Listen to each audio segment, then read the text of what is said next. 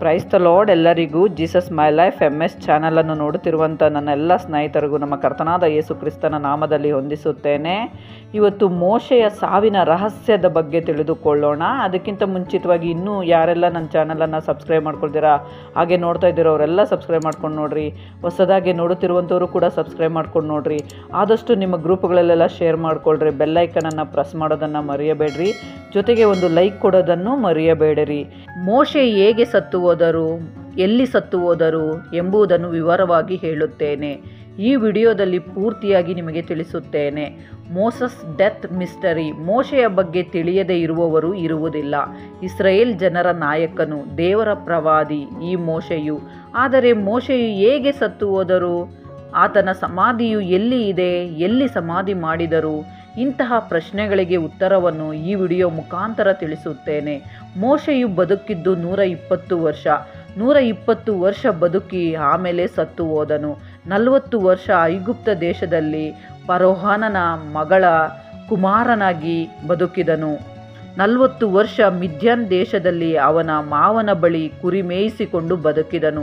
ಇನ್ನು ಉಳಿದ 40 ವರ್ಷ ದೇವರ ಜೊತೆಯಲ್ಲಿ ನಡೆದನು. ಅಂದರೆ ದೇವರ ವಾಗ್ದಾನ ಭೂಮಿಗೆ ಇಸ್ರಾಯೇಲ್ ಜನರನ್ನು ನಡೆಸುವ ನಾಯಕನಾಗಿ, ವಾಗ್ದಾನ ಭೂಮಿಗೆ ಸೇರಿಸುವ ನಾಯಕನಾಗಿ ಇನ್ನು ಉಳಿದ 40 ವರ್ಷ ಇದ್ದನು. ಆ ವಿಧವಾಗಿ ಮೋಶೆ 120 ವರ್ಷ ಬದುಕಿ ಸತ್ತು ಹೋದನು. ದೇವರು ಮೋಶೆ ಸತ್ತು ಹೋದ ವಿಧಾನವನ್ನು ತೋರಿಸಲಿಲ್ಲ. ಮೋಶೆಯು ಹೇಗೆ ಸತ್ತು ಹೋದನು, ಎಲ್ಲಿ ಸತ್ತು ಹೋದನು, ಎಲ್ಲಿ ಸಮಾಧಿ ಮಾಡಲ್ಪಟ್ಟನು ಎಂಬುದು ಬೈಬಲ್ನಲ್ಲಿ ಬರೆಯಲ್ಪಡಲಿಲ್ಲ. ಆದರೆ ಬೈಬಲ್ನಲ್ಲಿ 3 ವಚನಗಳು ಪ್ರವಾದಿಯಾದ ಮೋಶೆಯ ಮರಣದ ಬಗ್ಗೆ ಬರೆಯಲ್ಪಟ್ಟಿದೆ.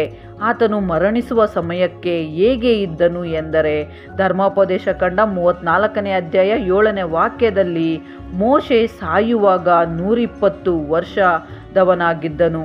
ಅವನ ಕಣ್ಣು ಮೊಬ್ಬಾಗಲಿಲ್ಲ, ಅವನ ಜೀವಕಳೆ ಕುಂದಿ ಹೋಗಿರಲಿಲ್ಲ. ಮೋಶೆ ಅಷ್ಟೊಂದು ಶಕ್ತಿವಂತನಾಗಿದ್ದನು, ಆದರೂ ಸತ್ತು ಹೋದರು. ಇನ್ನೊಂದು ಪ್ರಶ್ನೆ, ಮೋಶೆ ಯಾವಾಗ ಸತ್ತು ಹೋದರು ಎಂಬುದನ್ನು ನೋಡೋಣ. ಆದರ್ ತಿಂಗಳ 7ನೇ ದಿನದಲ್ಲಿ ಸತ್ತು ಹೋದನು. 7th day of ಆದರ್.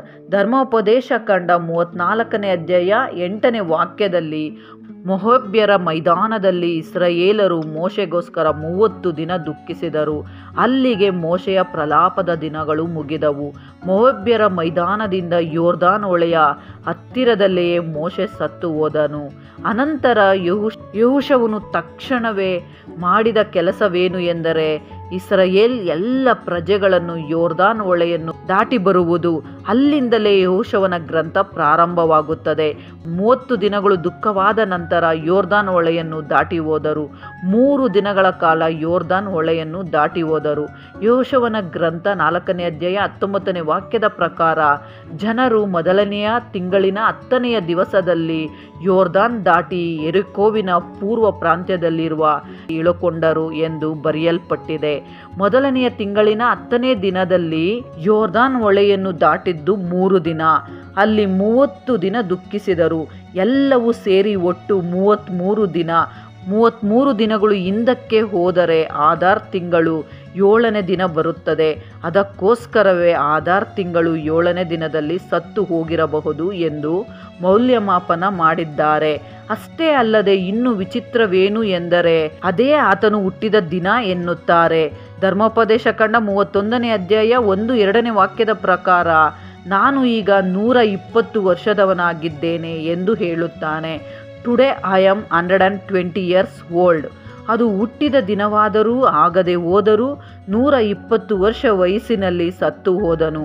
ಬಹುಅಂಶ ಆದರ್ ತಿಂಗಳು 7ನೇ ದಿನವಾಗಿರುತ್ತದೆ. ಆದರೆ ಇನ್ನೊಂದು ಪ್ರಶ್ನೆ, ಆತನು ಎಲ್ಲಿ ಸತ್ತು ಹೋದನು? ಅವರು ಬಹುತೇಕ ವಾಗ್ದಾನ ಮಾಡಿದ ಭೂಮಿಯನ್ನು ತಲುಪಿದರು. ಯೋರ್ದಾನ್ ಹೊಳೆಯನ್ನು ದಾಟಿದರೆ ಸಾಕು, ವಾಗ್ದಾನ ಭೂಮಿಯನ್ನು ಸ್ವಂತ ಮಾಡಿಕೊಳ್ಳಬಹುದಾಗಿತ್ತು. ಆದರೆ ವಾಗ್ದಾನ ಭೂಮಿಗೆ ಪ್ರವೇಶಿಸದೆ ಆತನು ಸತ್ತು ಹೋದನು. ಆತನು ಕಾದೇಶಿನಲ್ಲಿ ನೀರು ಹೊರಟ ಸ್ಥಳದ ಬಳಿಯಲ್ಲಿ ಇಸ್ರಾಯೇಲರ ಮಧ್ಯದಲ್ಲಿ ನನಗೆ ವಿರೋಧವಾಗಿ ದ್ರೋಹ ಮಾಡಿ ಅವರ ಮುಂದೆ ನನ್ನ ಗೌರವವನ್ನು ಕಾಪಾಡದೆ ದೇವರ ಮಾತನ್ನು ಕೇಳದೆ ಹೋದದ್ದರಿಂದ ವಾಗ್ದಾನ ಭೂಮಿಯಲ್ಲಿ ಕಾಲು ಇಡಲಿಲ್ಲ. ಈ ವಿಷಯವನ್ನು ಅರಣ್ಯಕಾಂಡ 20:12, ಧರ್ಮೋಪದೇಶ ಕಾಂಡ 32:51 ಪರಿಶೀಲಿಸುತ್ತೇವೆ. ಮೋಶೆಯು ಇಸ್ರಾಯೇಲ್ ಪ್ರಜೆಗಳನ್ನು ಈ ಕಾನಾನ್‌ವರೆಗೆ, ಅಂದರೆ ವಾಗ್ದಾನ ಭೂಮಿಯ ಕಡೆಯ ತನಕ ತೆಗೆದುಕೊಂಡು ಬಂದರು. ಮೋಶೆಯು ವಾಗ್ದಾನ ಭೂಮಿಯನ್ನು ನೋಡಿದ ಪ್ರದೇಶವೇ ಕಡೆಯ ಪ್ರದೇಶ. ಮೋಶೆಯು ಕಡೆಯ ದಿನದಲ್ಲಿ ಮೊಯಾಬ್ಯರ ಮೈದಾನದಲ್ಲಿ ಇದ್ದರು. ಮೊಯಾಬ್ಯರ ಮೈದಾನದಿಂದ ಯೆರಿಕೋ ಪಟ್ಟಣಕ್ಕೆ ಎದುರಾಗಿರುವ ನೆಬೋ ಪರ್ವತಕ್ಕೆ ಹೋಗಿ ಪಿಸ್ಗಾ ಎಂಬ ಬೆಟ್ಟ ಶಿಖರವಾದ ಮೇಲಿನಿಂದ ವಾಗ್ದಾನ ಭೂಮಿಯನ್ನು ತೋರಿಸಿದರು. ಅಲ್ಲಿಂದಲೇ ಮೋಶೆಯು ವಾಗ್ದಾನ ಭೂಮಿಯನ್ನು ನೋಡಿದರು. ಧರ್ಮೋಪದೇಶ ಕಾಂಡದಲ್ಲಿ ಈ ವಿಷಯ ನಮಗೆ ಕಾಣಿಸುತ್ತದೆ. ಮೋಶೆಯು ಅಲ್ಲಿಯೇ ಸತ್ತು ಹೋದರು. ಮೌಂಟ್ ನೆಬೋ ಶಿಖರದ ಮೇಲೆ ಮೊಯಾಬ್ಯರ ದೇಶದಲ್ಲಿ ಸತ್ತು ಹೋದರು. ಆದರೆ ಆತನ ಶರೀರವೇನಾಯಿತು? ಎಲ್ಲಿ ಸಮಾಧಿ ಮಾಡಿದರು? ಸಮಾಧಿ ಎಲ್ಲಿ ಇದೆ? ಈ ಪ್ರಶ್ನೆಗಳಿಗೆ ಮಾತ್ರ ಉತ್ತರವಿಲ್ಲ. ಧರ್ಮೋಪದೇಶ ಕಾಂಡ 34:6 ಪ್ರಕಾರ ಮೊಯಾಬ್ಯರ ದೇಶದಲ್ಲಿ ಬೆತೆಪೋಗೋರಿಗೆ ಎದುರಾಗಿರುವ ಕಣಿವೆಯಲ್ಲಿ ಯೆಹೋವನು ಅವನ ದೇಹವನ್ನು ಸಮಾಧಿ ಮಾಡಿದನು. ಅವನ ಸಮಾಧಿ ಎಲ್ಲಿದೆಯೋ ಇಂದಿನವರೆಗೂ ಯಾರಿಗೂ ತಿಳಿಯದು. ಆದರೆ ಸಮಾಧಿ ಇದೆಯಾ? ಮೋಶೆಯ ಸಮಾಧಿ ದೊರಕಿತಾ? ಎಲ್ಲಿ ಇದೆ ಮೋಶೆಯ ಸಮಾಧಿ? ರಹಸ್ಯವಾಗಿ ಬಚ್ಚಿಟ್ಟಿದ್ದಾರೆ. ದೇವರೇ ಬಚ್ಚಿಟ್ಟಿದ್ದಾರೆ. ಅಬ್ರಹಾಮನು ಸತ್ತು ಹೋದರೆ ಆತನು ಜನಾಂಗಗಳಿಗೆ ತಂದೆಯಾದರು. ಎಲ್ಲರೂ ಆತನನ್ನೇ ದೇವರು ಎಂದರು. ಅಬ್ರಹಾಂ ಈಸಮ್ ಎಂಬ ಮತವೇ ಹುಟ್ಟಿಕೊಂಡು ಬಂದಿದೆ. ಇಂದಿನವರೆಗೂ ಕೂಡ ಪಾಲಿಸುವ ಅನೇಕ ಜನರು ಇದ್ದಾರೆ. ಮೋಶೆಯಂತಹ ನಾಯಕನು ಇಲ್ಲವೆಂದರೆ, ಅಂತಹ ನಾಯಕನ ಸಮಾಧಿಯು ದೊರಕಿದರೆ, ಇಸ್ರಾಯೇಲ್ ಜನರನ್ನು 40 ವರ್ಷ ನಡೆಸಿದರು, ಪೋಷಿಸಿದನು, ನಾಯಕನಾಗಿ ಇದ್ದನು. ಮೋಶೆ ಹೇಳಿದ್ದೇ ನಡೆಯುತ್ತಿತ್ತು. ಅಲ್ಲಿ ಇಸ್ರಾಯೇಲ್ ಪ್ರಜೆಗಳು 40 ದಿವಸ ಮೋಶೆಯು ಕಾಣಿಸದೇ ಹೋಗಿದ್ದರಿಂದಲೇ ವಿಗ್ರಹವನ್ನು ತಯಾರು ಮಾಡಿಕೊಂಡು ಹೊಸ ದೇವರನ್ನು ಮಾಡಿಕೊಂಡರು. ಹೀಗಿರುವಾಗ ವಾಗ್ದಾನ ಭೂಮಿಗೆ ಸೇರಿಸಿದ ಮೋಶೆಯಂತಹ ನಾಯಕನ ಸಮಾಧಿ ದೊರಕಿದರೆ ಅವರು ಅಲ್ಲೇ ಇರುತ್ತಾರೆ, ಪೂಜಿಸುತ್ತಾರೆ. ಆ ಸ್ಥಳ ಪುಣ್ಯಕ್ಷೇತ್ರವಾಗುತ್ತದೆ. ಹೊಸ ಮತ ಎಂಬುದು ಹುಟ್ಟುತ್ತದೆ. ಇಸ್ರಾಯೇಲ್ ಪ್ರಜೆಗಳು ದೇವರ ವಾಗ್ದಾನವನ್ನು ಬದಲಾಯಿಸುತ್ತಾರೆ. ಅವುಗಳನ್ನು ವಿರೋಧಿಸುವುದಕ್ಕೆ ಮೋಶೆಯ ಸಮಾಧಿಯು ಕಾಣಿಸದ ಹಾಗೆ ದೇವರು ಬಚ್ಚಿಟ್ಟಿದ್ದಾರೆ. ಇಸ್ರಾಯೇಲ್ ಪ್ರಜೆಗಳು ವಿಗ್ರಹ ಆರಾಧನೆಯ ಬಗ್ಗೆ ಆಸಕ್ತಿಯಿಂದ ಇದ್ದಿದ್ದರಿಂದಲೇ ಅವರು ಹೆಚ್ಚಾಗಿ ವಿಗ್ರಹ ಆರಾಧನೆಗೆ ಹೋಗುತ್ತಿದ್ದಾರೆ ಎಂದು, ಇಂತಹವುಗಳು ನಡೆಯುವ ಅವಕಾಶವೂ ಇದೆ ಎಂಬುದು ನಮಗೆ ಅರ್ಥವಾಗುತ್ತದೆ. ಆದರೆ ಸ್ವಲ್ಪ ಜನರು ಏನು ಹೇಳುತ್ತಾರೆ ಎಂದರೆ, ಮೋಶೆಯನ್ನು ಸಮಾಧಿ ಮಾಡಲಿಲ್ಲ ಎನ್ನುತ್ತಾರೆ. ಹನೋಕ್ ಮತ್ತು ಎಲಿಯನು ಇವರಿಬ್ಬರು ಯಾವ ವಿಧಾನದಲ್ಲಿ ಹೋದರೋ ಅದೇ ರೀತಿಯಾಗಿ ದೇವರು ಮೋಶೆಯನ್ನು ತೆಗೆದುಕೊಂಡು ಹೋದರು ಎಂದು ಹೇಳುತ್ತಾರೆ. ಇದಕ್ಕೆ ಮತ್ತಾಯನು ಬರೆದ ಸುವಾರ್ತೆ 17:1-10 ಪ್ರಕಾರ, 6 ದಿವಸಗಳಾದ ಮೇಲೆ ಯೇಸು ಪೇತ್ರನನ್ನು, ಯಾಕೋಬನನ್ನು, ಇವನ ತಮ್ಮನಾದ ಯೋಹಾನನನ್ನು ಮಾತ್ರ ವಿಂಗಡವಾಗಿ ಕರಕೊಂಡು ಎತ್ತರವಾದ ಬೆಟ್ಟಕ್ಕೆ ಹೋದರು. ಅಲ್ಲಿ ಅವರ ಕಣ್ಣು ಮುಂದೆ ಆತನ ರೂಪ ಬೇರೆಯಾಯಿತು. ಆತನ ಮುಖವು ಸೂರ್ಯನ ಹಾಗೆ ಪ್ರಕಾಶಿಸಿತು. ಆತನ ವಸ್ತ್ರಗಳು ಬೆಳಕಿನಂತೆ ಬೆಳ್ಳಗಾದವು. ಇದಲ್ಲದೆ ಮೋಶೆಯು ಎಲಿಯನು ಆತನ ಸಂಗಡ ಮಾತನಾಡುತ್ತಾ ಅವರಿಗೆ ಕಾಣಿಸಿಕೊಂಡರು. ಇದನ್ನು ಉದಾಹರಣೆಯಾಗಿ ತೋರಿಸುತ್ತಾರೆ. ಮೋಶೆ ಸತ್ತು ಹೋದರೂ ಸಮಾಧಿ ಮಾಡಿದ್ದಾರೆ ಎಂಬ ವಿಷಯವನ್ನು ಬೈಬಲ್ ನಮಗೆ ಸ್ಪಷ್ಟವಾಗಿ ಹೇಳುತ್ತಿದೆ. ಧರ್ಮೋಪದೇಶ ಕಾಂಡ 34:6 ಸ್ಪಷ್ಟವಾಗಿ ಹೇಳಲಾಗಿದೆ. ಆದುದರಿಂದ ಮೋಶೆಯು ಮರಣಿಸಿದರು, ಸಮಾಧಿ ಮಾಡಲ್ಪಟ್ಟರು. ಆದರೆ ಹನೋಕ್ ಎಲಿಯನ ರೀತಿ ಆರೋಹಣವಾಗಲಿಲ್ಲ ಎಂದು ಅರ್ಥ ಮಾಡಿಕೊಳ್ಳಬೇಕು. ಯಾವುದು ಎಲ್ಲಿಯೇ ಆಗಲಿ, ದೇವರು ಒಬ್ಬ ವ್ಯಕ್ತಿಯನ್ನು ರಹಸ್ಯವಾಗಿ ಸಮಾಧಿ ಮಾಡುವುದು ಎಂಬುದು ವಿಭಿನ್ನ. ಎಲ್ಲ ಗ್ರಂಥಗಳಲ್ಲಿ ಕೂಡ ವಿಭಿನ್ನವಾಗಿದೆ. ಮೋಶೆಯ ಕುರಿತು ಯಹೂದಿ ಧರ್ಮಗ್ರಂಥಗಳ ಪ್ರಕಾರ ಮಂಜೂಷವು, ಸಭೆಯ ಗುಡಾರ, ಬಲಿಪೀಠ ಕೂಡ ಮೌಂಟ್ ನೆಬೋ ಪರ್ವತದಲ್ಲಿ ರಹಸ್ಯವಾಗಿ ಬಚ್ಚಿಟ್ಟಿದ್ದಾರೆ. 2 ಮಕಾಬೀಸ್ ಗ್ರಂಥ 2ನೇ ಅಧ್ಯಾಯದಲ್ಲಿ 4-8 ಪ್ರಕಾರ ನೆಬೋ ಪರ್ವತದ ಮೇಲೆ ಮಂಜೂಷವನ್ನು ಮರೆಮಾಡುವ ಮೂಲಕ ಜೆರೇಮಿಯನು ಆ ಸಮಯಕ್ಕಾಗಿ ಸಿದ್ಧಪಡಿಸಿದನು ಎಂದು ಹೇಳುತ್ತದೆ. ಅಂದಿನಿಂದ ಮಂಜೂಷವು ಮತ್ತೆ ಭೂಮಿಯ ಮೇಲೆ ಕಾಣಿಸಲಿಲ್ಲ. ದೇವರು ತನ್ನ ಕರುಣೆಯನ್ನು ತೋರಿಸಿ ತನ್ನ ಜನರನ್ನು ಮತ್ತೆ ಒಟ್ಟುಗೂಡಿಸುವ ತನಕ ಮಂಜೂಷವು ಮತ್ತೆ ಕಾಣಿಸುವುದಿಲ್ಲ ಎಂದು ಬರೆಯಲ್ಪಟ್ಟಿದೆ. ಆದರೆ ಪ್ರಸ್ತುತವಾಗಿ ಮೌಂಟ್ ನೆಬೋ ಎಲ್ಲಿದೆ? ಸಮಾಧಿ ಮಾಡಿದ ಸ್ಥಳ ಯಾರಿಗೂ ಕೂಡ ತಿಳಿದಿಲ್ಲ. ಆದರೆ ನೆಬೋ ಪರ್ವತ ಮಾತ್ರ ಎಲ್ಲರಿಗೂ ತಿಳಿದಿದೆ. ಈ ಮೌಂಟ್ ನೆಬೋ ಎಲ್ಲಿದೆ ಎಂದರೆ ಜೋರ್ದನ್ನಲ್ಲಿ ಇದೆ. ಈ ಮೌಂಟ್ ನೆಬೋ ಸುಮಾರು 1000 ಮೀಟರ್ ಎತ್ತರದಲ್ಲಿ ಇರುತ್ತದೆ. 10 ಕಿಲೋಮೀಟರ್ ನಾರ್ತ್ ವೆಸ್ಟ್ನಲ್ಲಿ ಇರುತ್ತದೆ ಈ ಒಂದು ಪರ್ವತ. ಈ ಪ್ರದೇಶವೆಲ್ಲವೂ ಪ್ರವಾಸಿ ತಾಣವಾಗಿದೆ. ಮೌಂಟ್ ನೆಬೋ ಸ್ಥಳವನ್ನು ಭೇಟಿ ಮಾಡುತ್ತಲೇ ಇರುತ್ತಾರೆ.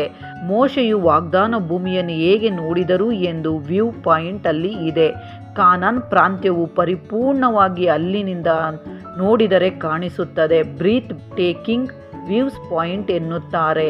ಕಾನಾನ್ ಪರಿಪೂರ್ಣವಾಗಿ ಕಾಣಿಸುತ್ತದೆ. ಮೌಂಟ್ ನೆಬೋ 2 ಶಿಖರ ಭಾಗಗಳಾಗಿ ಇರುತ್ತದೆ, ಶಿಯಾಗ ಮತ್ತು ಆಲ್ ಮುಖ್ಯಾತ್. ಈ 2 ಭಾಗಗಳಲ್ಲಿ ಶಿಯಾಗ ಭಾಗವು ಮುಖ್ಯವಾದದ್ದು. 4ನೇ ಶತಮಾನದಲ್ಲಿ ಮೌಂಟ್ ನೆಬೋ ಅನ್ನು ತೀರ್ಥಯಾತ್ರೆಯಾಗಿ ಗುರುತಿಸಿದರು. ಅಲ್ಲಿ ಅಭಯಾರಣ್ಯ ಹಾಗೆ ಮೋಶೆಯನ್ನು ಗೌರವಿಸಿ ಒಂದು ಚರ್ಚ್ ಕೂಡ ಕಟ್ಟಿಸಿದರು. ಶಿಯಾಗ ಪ್ರಾಂತ್ಯದಲ್ಲಿ 6ನೇ ಶತಮಾನದಲ್ಲಿ ಬೈಜಾಂಟೈನ್ ಮಠವನ್ನು ಕಟ್ಟಿಸಿದರು. ಸುಮಾರು 6 ಶತಮಾನಗಳ ಕಾಲವಿತ್ತು, ಆದರೆ ಅದು ಈಗ ಇಲ್ಲ. ಆ ಕಾಲಕ್ಕೆ ಸೇರಿದ ಮಠಗಳು ಈಗಲೂ ಕೂಡ ಅವುಗಳ ಗುರುತು ಕಾಣಿಸುತ್ತಾ ಇದೆ. 16ನೇ ಶತಮಾನದ ನಂತರ ಪ್ರಾಂತ್ಯವನ್ನು ಬಿಟ್ಟರು. 1993ರಲ್ಲಿ ಮೌಂಟ್ ನೆಬೋ ಅನ್ನು ಫ್ರಾನ್ಸಿಸ್ಕನ್ ಅವರು ತೆಗೆದುಕೊಂಡರು. ಆ ಜಾಗವನ್ನು ಅಭಿವೃದ್ಧಿ ಮಾಡಿದರು. ಪ್ರವಾಸಿಗರ ದರ್ಶನಕ್ಕೋಸ್ಕರ ತೆರೆದರು. ಅಲ್ಲಿ ಇರುವ ಚರ್ಚ್ನಲ್ಲಿ ಮೊಸಾಯಿಕ್ಸ್, ಇತರೆ ಪ್ರಾಣಿಗಳ ಚಿತ್ರಗಳು ಕೂಡ ಇರುತ್ತವೆ. ಹಾಗೆ ಮೋಶೆಯ ಮೆಮೊರಿಯಲ್ ಎಂಬ ಚರ್ಚು ಕೂಡ ಇದೆ. ಮೋಶೆಯು ಸತ್ತು ಹೋದ ಪ್ರಾಂತ್ಯವನ್ನು ಹಿಡಿದು ಅದರ ಗೌರವಾನ್ವಿತವಾಗಿ ಒಂದು ಚರ್ಚನ್ನು ಕಟ್ಟಿಸಿದರು. 4ನೇ ಶತಮಾನದ ನಂತರ ಮೋಶೆಯ ಗೌರವಾನ್ವಿತವಾಗಿ ನಿರ್ಮಿಸಿದ ಚರ್ಚ್ ಕೂಡ ಪುನರ್ ನಿರ್ಮಿಸಿದರು. ಅಲ್ಲಿ ದ ಬ್ರೀಸನ್ ಸರ್ಪೆಂಟ್ ಎಂಬುದು ಕೂಡ ಇರುತ್ತದೆ. ನೆಬೋ ಶಿಖರದ ಮೇಲೆ ಎತ್ತರದ ಸರ್ಪದ ಶಿಲೆ ಇರುತ್ತದೆ. ಇದು ನೆಬೋ ಶಿಖರಕ್ಕೆ ಸಂಕೇತವಾಗಿ ಇರುತ್ತದೆ. ಪ್ರಜೆಗಳು ಪ್ಲೇಗ್ ವ್ಯಾಧಿಯಿಂದ ದೇವರು ಕಾಪಾಡಿದಾಗ ಮೋಶೆಯು ನಿರ್ಮಿಸಿದ ಎತ್ತರದ ಸರ್ಪವನ್ನು ಸೂಚಿಸುವುದಾಗಿ ಇರುತ್ತದೆ. ಇನ್ನು ಕ್ರಿಸ್ಮಸ್ನಲ್ಲಿ ಜೋರ್ದನ್ ಮೌಂಟ್ ನೆಬೋನಲ್ಲಿ ಮಿಡ್ನೈಟ್ನಲ್ಲಿ ಆರಾಧನೆ ಎಂಬುದು ಇರುತ್ತದೆ. ಅದು ಅದ್ಭುತವಾಗಿ ಇರುತ್ತದೆ ಎಂದು ಹೇಳುತ್ತಾರೆ. ಮೌಂಟ್ ನೆಬೋ ಪರ್ವತ ಬಿಟ್ಟರೆ ಮೋಶೆಯ ಶರೀರವಾಗಲಿ ಮರಣಿಸಿದ್ದಾಗಲಿ ಸಮಾಧಿ ಮಾಡಿದ ಸ್ಥಳವಾಗಲಿ ಯಾರಿಗೂ ತಿಳಿಯದು. ಎಷ್ಟೇ ಪರಿಶೋಧನೆಗಳು ಪ್ರಯತ್ನಗಳು ಮಾಡಿದರೂ ಕೂಡ ಅದು ಕಂಡುಹಿಡಿಯಲು ಆಗಲಿಲ್ಲ, ಅವು ಸಿಕ್ಕಲಿಲ್ಲ. ಮೋಶೆಯ ಮರಣವು ಸಮಾಧಿಯ ಬಗ್ಗೆ ಕುರಿತು ವಿವರಣೆ ಮುಖಾಂತರ ಉತ್ತರ ನೀಡಿದ್ದೇನೆ. ಇದು ನಿಮಗೆ ಸಂಪೂರ್ಣವಾಗಿ ಅರ್ಥವಾಗಿದೆ ಎಂದು ನಾನು ಭಾವಿಸಿದ್ದೇನೆ. ಈ ವಿಡಿಯೋ ನಿಮಗೆ ಇಷ್ಟವಾಗಿದ್ದರೆ ಲೈಕ್ ಕೊಡೋದನ್ನು ಮರೆಯಬೇಡಿರಿ. ಇತರರಿಗೂ ಶೇರ್ ಮಾಡಿ. ದೇವರು ನಿಮ್ಮೆಲ್ಲರನ್ನು ಆಶೀರ್ವದಿಸಲಿ. ಆಮೇನ್.